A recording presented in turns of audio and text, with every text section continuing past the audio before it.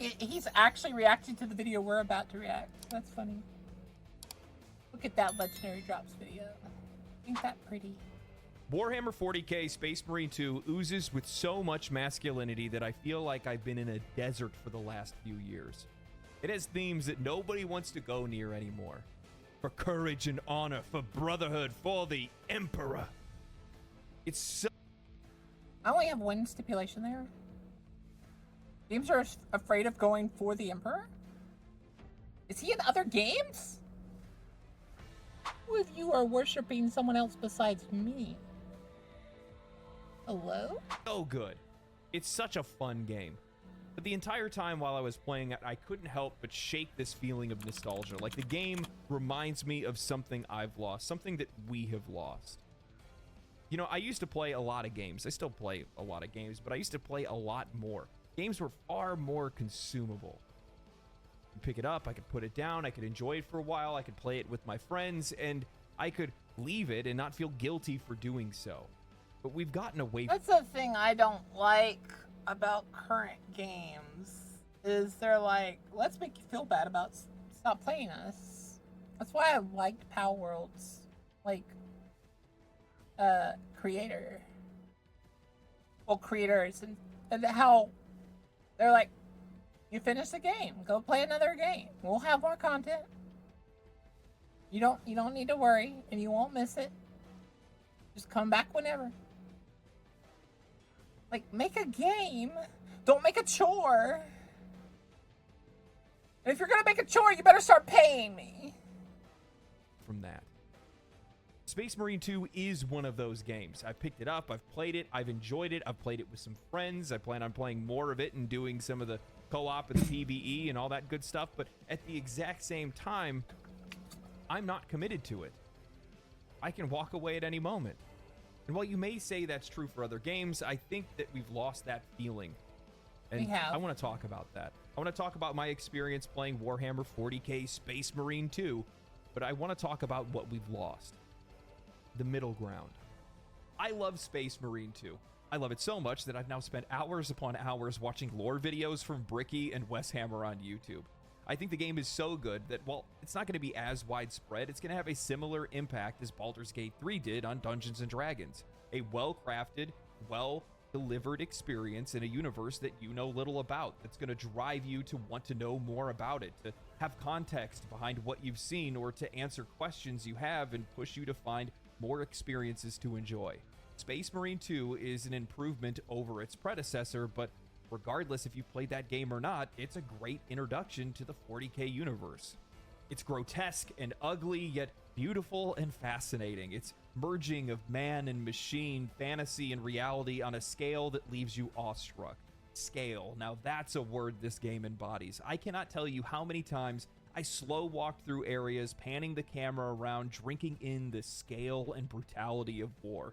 The sheer number of enemies, the warring factions in the distance, it made it an experience that could only be described as a meat grinder. Countless waves of Astra Militarum thrown against unrelenting hordes of Tyranids as they fall like disposable distractions, while we Space Marines cut through them like a hot knife through butter.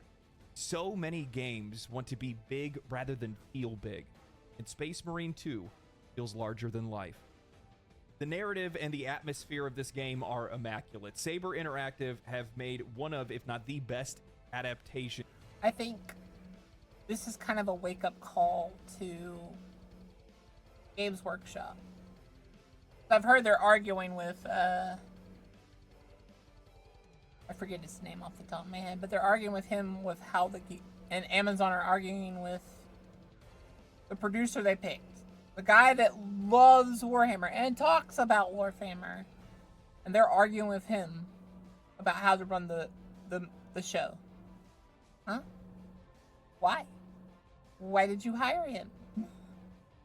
You picked the best person to run your show, and now you won't even let him run your show. Henry Cavill, that's right. You're literally fighting Henry when he is the perfect person to run your show. Because one of the first times I ever heard about Warhammer was because of him. And you're arguing with him about how you run your show when he probably knows more about it than some of you? Like,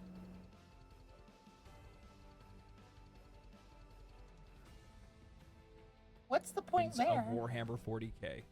The detailing on the battle barge, the ships and weapons, the character adaptations, roles within ranks, how characters interact with one another, the scale of war in the background, the blood, the viscera, the music, and the voice acting, all of it is near perfect. From a visual and audio perspective, I felt like I was in this war and in this universe. I took every chance I could to listen to audio logs or eavesdrop on passing conversations, speeches, and sermons, all of them, because I was starving for the next bit of lore to add to my experience, and I think that's a byproduct of the main cast of characters' performances. This actually reminds me of League and how they've been like kind of sabotaging their own lore department. Here's the thing. The lore's not doing that well, like monetizing well, because your game's actually suffering. And you don't realize it because you see lots of money. You see lots of money because there are still enough people in it that the whales feel obligated to do it. That, and there are people that are still very much diehard fans that are still hopeful that you getting this money will revive the other stuff. Bring it back. It loses you very little money in the long terms of things. Because that lore is what's keeping the community connected. A game like this took the time to add lore into parts when it could have just done bloody battle and probably have been fine. That shows you that lore is a part of it. It is not a symptom of it. It is a part of it. Or in the case of Space Marine 2, the lack thereof. Titus and company are not the most talkative bunch, and they shouldn't be. That is the other thing that's funny. The blue guys, I mentioned in one of my other videos, they're not talkative at all, which I think is hilarious. And they're always used like the main characters. But then you get one of the red guys, and he's like, "Rah! Blood for the blood god!" Blah, blah, blah, blah, blah. It's all about the mission and killing their enemies and serving the Emperor, not their personal thoughts, opinions, or feelings. Over the last few years, it feels like every modern game and television show or movie, they're all allergic to stoicism. They can't allow characters to be silent.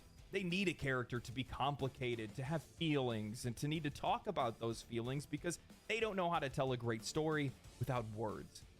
I can't help but feel if this game came out from a major AAA studio, Titus would have multiple monologues in front of a mirror backed by a licensed My Chemical Please don't say what I think you're about to say. Romance soundtrack. You did.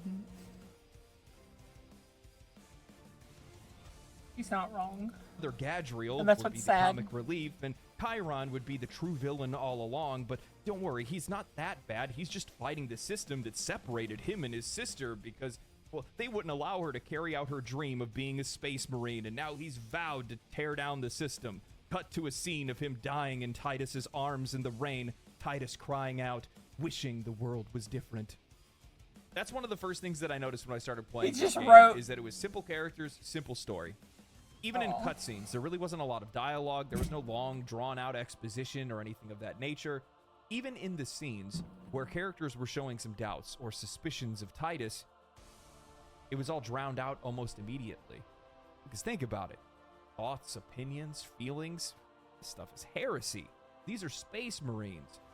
Any humanity they have is buried under 2,000 pounds of armor, genetic enhancements and manipulation, body enhancements, and, well, faith in the Emperor. Over the last few years, games have really dove into this idea of telling simple stories through complex characters. There's no such thing as just a regular villain anymore. All of them are a victim of circumstance more than anything else. They have... Which, like, I understand why they're doing it. Because more than a few people said that make your hero complicated is a good storytelling tactic. And while it is, it's overdone.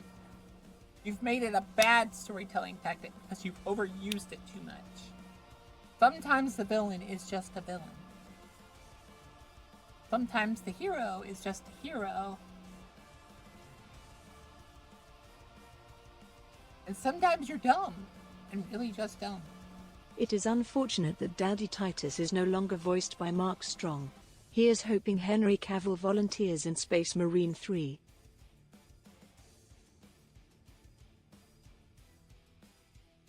Yeah, I can see it. Although Henry Cavill, from what I understand, he's unsure of who he wants to play. Because he's right. You don't want to play too many characters, or you drown out the amount of people that can, like, work in it. And he's very smart about that, and he's very, like, honest about it, which I like. He's trying to pick the one character he really likes. Which will probably be someone from the Custodes, I'm going to be honest, because he seems to really like them a lot. Tragic backstories that we need to feel and we need to empathize over, rather than just being... Although I will say this, he looks so similar to how they keep portraying Titus that he might end up having to just be Titus. Which is good, because he likes Titus. Good guys being good guys, though, to be honest, Warhammer, I mean, everybody's kind of an asshole, so it doesn't... Yeah, he stated he wants to play as a Custodes.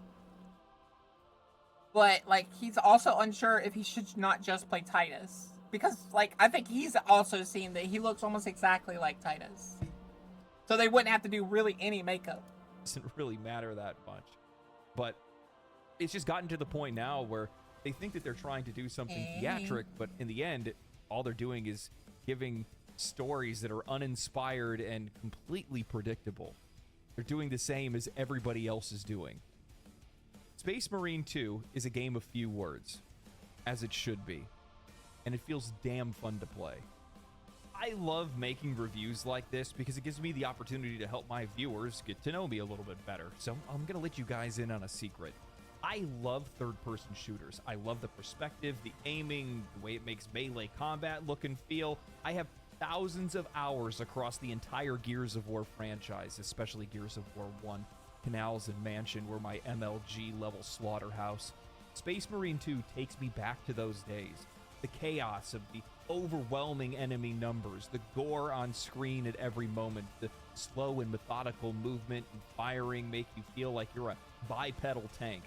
Firing weapons, using grenades. Which, like, that's still baffles me. They were able to give you the power fantasy of a Space Marine with the difficulty of, like, these wars and stuff. Sorry, my hands were in front of my face. They were able to give you that. And that's amazing to think about. Like, that shows true dedication to, like, they made sure the game was good. Jumping in the air and slamming down on enemies, it all felt incredible. I still remember the wave of third-person shooters back in the late and early 2000s. You're getting Space Marine 2. It was a fad for developers, but it was a fad because players loved it. There's literally a reward on our donathon for that. And I think the reason why we loved it so much is just because we could see that much more. Or first-person perspectives someone could convince me somehow. Limited, and tunnel-visioned. In third person, you can take in all of your surroundings, react to what's happening next to you or behind you, drink in the immensity of the game, all the while playing it more tactically. In games like Space Marine 2 or Gears of War, I feel like I'm playing chess with a mobile wood chipper. I'm shooting an enemy, I'm pushing forward, I'm gonna execute this one, turn around, throw a grenade over here, switch my weapons, use melee on this group, switch back to melee, pick up that ammo over there, and then move to the final group. Every combat scenario feels like a dance of death and carnage as I carve my way through every enemy encounter and reach my goal. My only real criticism of the game is that the dodge and parry mechanics, as well as ally NPC AI, seem to completely interrupt that flow. While I understood the goal that they were going for, the combat always felt a bit foreign. I really enjoyed parrying small enemies that were about to jump on me. It was really satisfying to see me kill them, but some markers would show while others wouldn't. And since there isn't any animation canceling on higher difficulties, any mistakes that you make are punished heavily. Accidentally parrying when you need to dodge, even if there's enough time for you to be able to react to your mistake before the enemy's attack resolves, you won't be able to because you're still in the animation of parrying or using a melee. This wouldn't be as taxing if the ally NPC AI was moderately helpful, but I always find them shooting at enemies that haven't even hit the battlefield yet. They're completely useless when you're defending objectives. They stand still after they stun an enemy, and ultimately they serve as no distraction or help when you're being attacked by vast waves of enemies. I say I know what they were going for here because 1, you're a Space Marine, not an acrobat, and 2, the game is obviously tuned for multiplayer and not single player. Once you have 1 or 2 friends in the group, the game transforms. The pace evens out, any major issues that you have seem to disappear immediately. I'm reminded of the times back from 2004 to 2010 where you would go out to buy games specifically just to play with friends. Army of Two, I miss Kane and doing Lynch, that. Halo, Gears of War, Resident Evil 5, The Club. These social co-op experiences that are best enjoyed either on the couch or online with friends or co-workers. I had my friend hop in and play. We haven't played a game like this in a really long time, and it was like nothing changed. We bantered back and forth. To be fair, I kind of understand the thought process of getting to ally AI a little later, because ally AI doesn't truly impact the game as much as some of the other bigger issues. Like, you get friends and that ally AI matters not. And most people get these games to play with friends. It makes sense. Making fun of one another, broing out over cutscenes, communicating strategies, and jokingly role-playing as we cut through waves of enemies. This is one of the reasons why I believe Helldivers 2 blew up when it did, because so many games are competitive now. Hell, almost all of media is so polarized and oppositional that you can't even escape it in the first place, and as such, I think it's starting to begin this growing hunger within players and within consumers where they want things that are a little bit more leaning into the side of community and camaraderie more than anything else, because you're not really finding that anywhere else. I think this is by and large in part due to AAA's push into live service. They all want to make their money printing machine, and we all know that competitive games seem to be the best at doing that. But with that said, I just really haven't. I'd need friends first. Like, you'd need a mother first.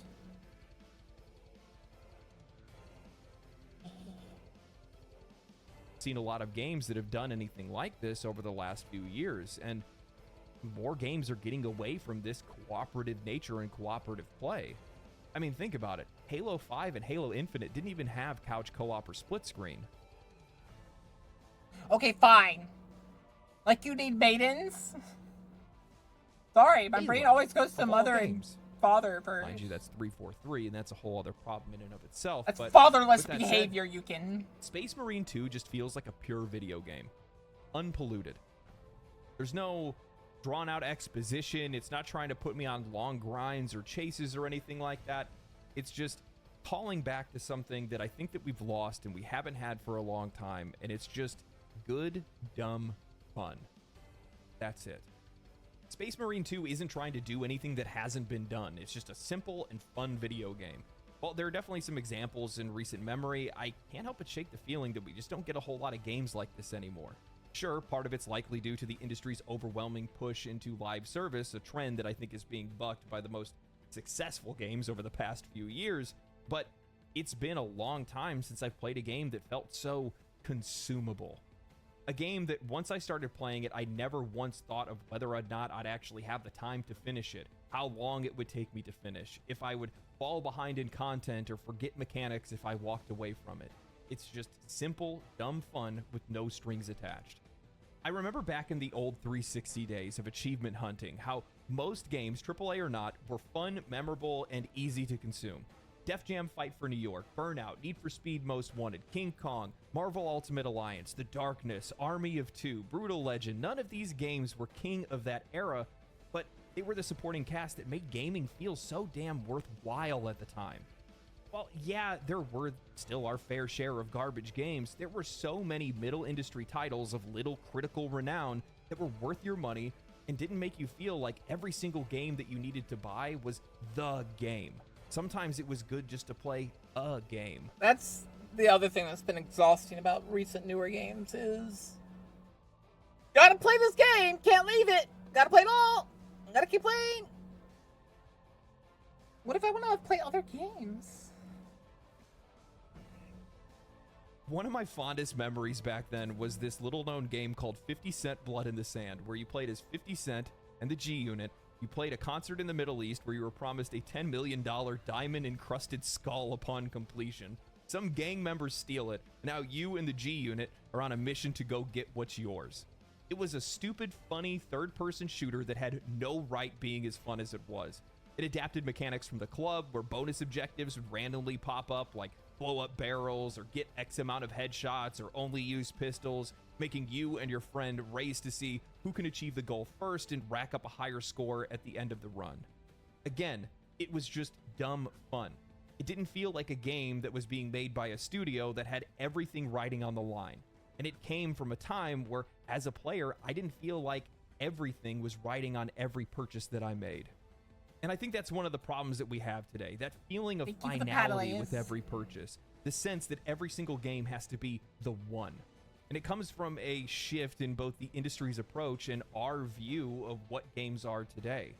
This constant pressure that every game needs to be a massive hit, to have endless updates, to have something that demands long-term commitment, and it's led to this feeling. Developers now treat games like services, and players have been conditioned to believe that every purchase is an investment, rather than just a chance to have fun. It's exhausting. Somewhere along the way, we lost the middle ground, those mid-tier games that weren't trying to be the biggest thing in gaming, but were good, fulfilling experiences that were worth our money. We need to get back to a time where we could simply play a game, we could buy it, play it, and walk away from it feeling satisfied. Not every purchase should feel like a commitment for life. Sometimes it's good to just enjoy something for what it is, no strings attached. And you know, from my perspective, Space Marine 2 is one of those games. I played it, I enjoyed it. I'm going to go back and play more with some friends, do some of the PvE and PvE content and stuff like that. But outside, I like that this game feels very what's the word? Camaraderie. I don't know how to say it. But very like play together, not against each other, kind of. I don't feel like I'm committed to this game. I don't feel like I'm locked down or married to it in any way. And I think that feeling is coming from the industry itself. I feel like the players, the consumers, can feel the pressure that these studios are exuding on their employees and exuding on these games. And it's because of their mismanagement of money. They're not investing the right way. They're putting way too much into one boat. And if that boat sinks, well, then the studio's done. And it shouldn't be that way. You know, I've seen a lot of people talking about game prices and how they need to go up again. Talking about $100 and things like that. $70. Which is bullcrap. Barely needs to be 70. It's a lot of money. And I think that's also on the side of the players. We feel the pressure because we're spending so much money on these games in the first place, but there's no flexibility there. I'm on the side asking for more flexibility. It's one of the reasons why I mostly buy indie and AA and single A games, is because there's a lot of price flexibility there. More times than not, I end up getting a way better deal for the money that I spend. I think the last game for a bit that's expensive that we're going to be playing is Wukong. I'm thinking we're going to be playing Dragon Age Origins next week. Well, actually, I think I'm going to play Wukong, and then I'm going to play Dragon Age Origins. No, I'll probably play Dragon Age Origins, and then start Wukonga. But, like, some of these games are just like, I'm just tired of spending that much money for a game I don't even want to play anymore. Spent like $15 on Core Keepers. I put like over 100 hours into it. That's what I'm saying! And Core Keepers is bomb. It is the bomb. I think I spent $5 on Terraria at one point. I have like 1,200 hours in that. Yeah, we can. So I want to see more. Like, that's why I've been playing Path of Exile. At least this season, this league has like, it scratched that itch I needed of like just dumb fun. Like, I was frustrated near the middle with like some of the mechanics, but like once you guys like taught me some of them and showed me like what I was doing wrong and stuff, do I think they need to like probably show, like, make that tiny bit more clear. They don't need to make it slap in your face clear. Just like besides a little tiny message saying, "Oh, your resistances have decreased," probably do something like The robe stays on during. Don't take that out of context, chat. at the end of like when you get to the end of the game, say, "Oh, chaos resistance might be like," because it's never really important. So when your chaos resistance decreases, all I get is, "Oh, so I'll just take a little bit more damage." No, you take a lot of damage. They weren't very clear about that. Lots of damage. Flexibility in experiences and in prices, and we just don't seem to have that as much as we used to. I desperately want to go back to the days of junk food games. Where even from some of these I want to eat chips while playing games again. AAA I like studios, they'd chips. put out games that'd be more like middle tier releases than anything else, and Space Marine 2 kind of feels like that. Don't take any offense to this. I know some people are going to be up in arms about it, but this doesn't feel like a Game of the Year candidate because it's not doing anything extravagant or incredible or... That's my other thing. Guys, stop giving every single game that comes out this year Game of the Year candidate. We're not even near the freaking end of the year. And you're all like, "Oh, this the game. And I'm gonna be honest with you. We've already had Elden Ring take the last one, right?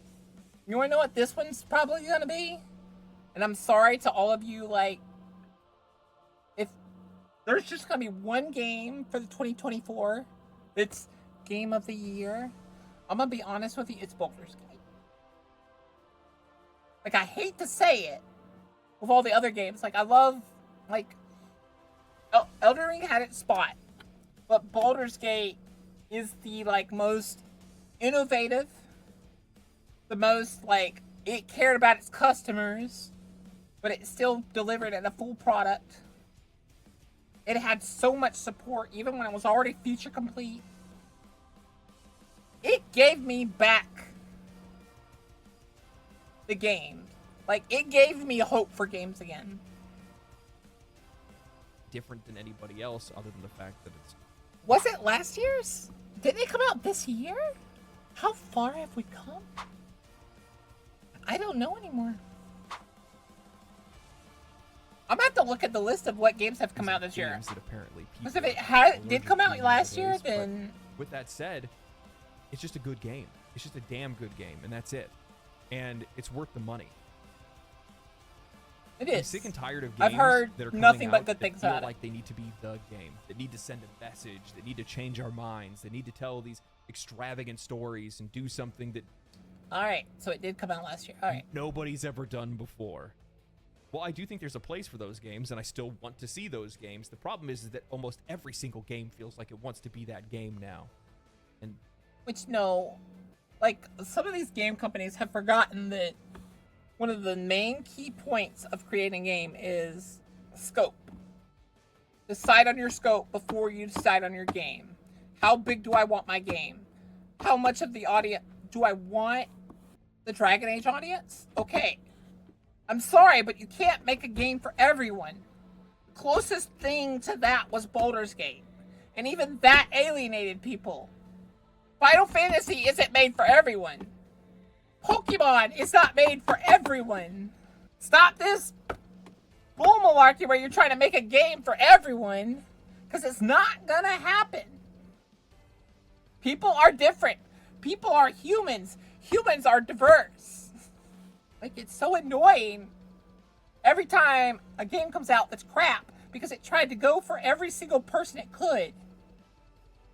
No! Tired of this E15 or whatever, E18. A game for everyone is a game for no one, exactly. Because it's crap. It's generic, boring, and normal.